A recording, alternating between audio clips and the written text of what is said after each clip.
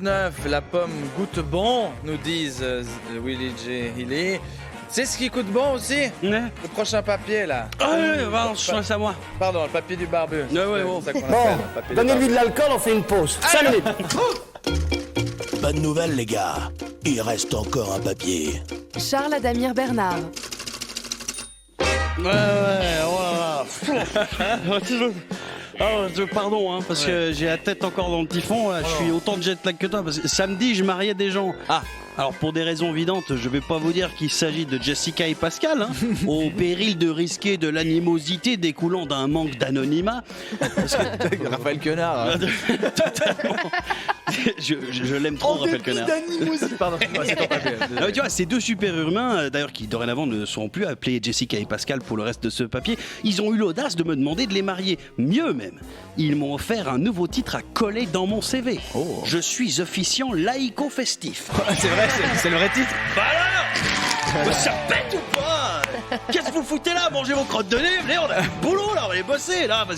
Je sais pas pourquoi, ça m'est monté à la tête cette histoire. Déjà, ça me fait plaisir, hein, mais en même temps, on décide de me confier le plus beau jour de leur vie. Oui, c'est vrai. À moi. Non mais c'est stressant. Et pas seulement pour la partie guimauve quand tout le monde est assis. Je devais faire l'animation aussi. C'est hyper stressant. T'imagines le nombre de trucs qui peuvent mal se passer. Et moi, déjà dans la vie normale, ma tête elle fait des trucs bizarres. Et l'imagine des scénarios. Tu sais, quand tu rentres dans un ascenseur et que t'imagines tu perds tes clés dans l'interstice. Oh, purée, ouais.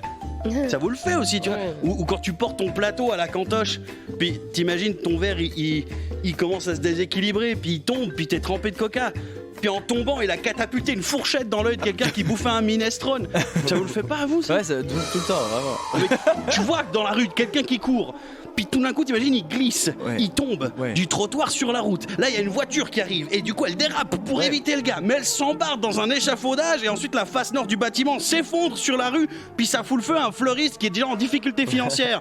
Ça fout pas le feu à la boutique, hein. Non. Ça fout le feu au fleuriste lui-même. Aïe, aïe, aïe. Moi, des fois, ça fait ça dans ma tête. Alors maintenant, faut s'imaginer moi en train de préparer un mariage. Avec ma tête, là.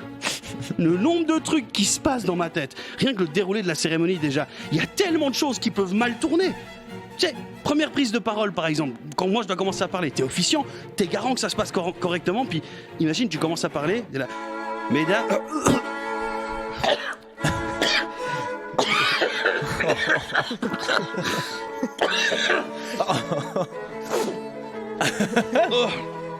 Pardon, j'avais un gros glaire bien dégueulasse. D'ailleurs, je m'excuse auprès de la mère de la mariée, j'ai très mal visé en crachant, mais on mettra une boutonnière par-dessus pour cacher la tâche. Bon, on enquille ou on s'en... Allez, la chanson pour l'entrée du marié. Putain, il a choisi ça pour entrer, lui. Et il manquerait plus que le gars, il me dise, tu sais, il est fan de foot, il veut que je commence son entrée. Alors, allez, c'est parti, l'entrée du marié, avec les protèges tibias, sapé comme jamais, avec son regard de chien de la casse, son père le volleyeur. Bon, heureusement, il y a la chanson pour l'entrée de la mariée. Ah, quand même. Voilà, c'est Oui. souvent un truc plus doux, quoi. On sent la sensibilité, l'émotion, la douceur, le satin, les dentelles qui décorent la robe. Sa robe, la plus belle de toutes les robes. Elle marche dans l'allée, c'est un moment si solennel. Oh mais non, mais la musique Ah ouais, aussi d'accord. dans la chanson aussi, mais c'est Ok. pas possible. Et la mariée aussi, elle choisit les chansons hardcore, puis toi derrière, tu dois les unir. Alors tu commences aujourd'hui, rassembler pour unir cette femme et cet homme. À poil. Oh putain, il y a un tonton relou. Bon bah on va devoir faire avec, il va commenter, puis on va faire semblant de pas entendre, puis on va tous être gênés. Je vous raconte l'histoire de monsieur, très jeune déjà. Il se pissait dessus. Madame, elle, était passionnée par les queues. Les deux tourtereaux ont choisi de s'unir par la cérémonie des rubans. Alors là, le tonton relou, il est en dilemme. Parce qu'il y a trop de blagues à faire avec des rubans. Tu vois, il veut faire la blague d'attacher la femme à la cuisine, ou il veut bâillonner quelqu'un, et il veut faire aussi un papier cadeau pour le mettre sur la bite du futur marié. Mais quand la vanne sort enfin, c'est mieux pour bâillonner la cuisine. Alors personne l'a compris.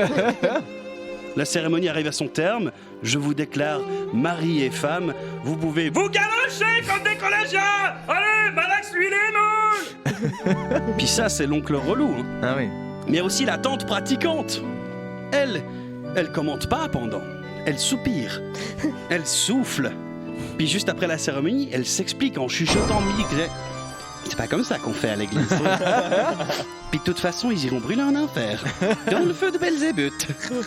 Eh ben, c'est pas moi qui fais les règles, hein. C'est comme ça quand on joue au docteur sans avoir été marié au préalable. Enfin, c'est pas comme si je l'avais pas dit avant, hein.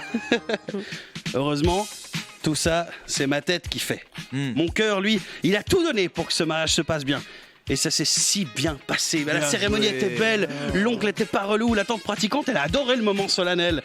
Puis on a mangé, on a dansé, on a bu, on a chanté. Même, je suis venu avec un pianiste de France, Paul Rémy, avec qui on fait de l'animation. Il y a un moment, il y avait un sécuritas qui est venu nous dire « Faut arrêter de faire du bruit !» Et on a fait une discothèque silencieuse. Ils ont chanté la Macarena en disant « Hé, Des moments merveilleux, que des moments merveilleux. Alors je sais que ma tête va penser que vous allez me trouver niais, mais mon cœur a besoin de le dire. C'était un beau mariage. Les bras cassés.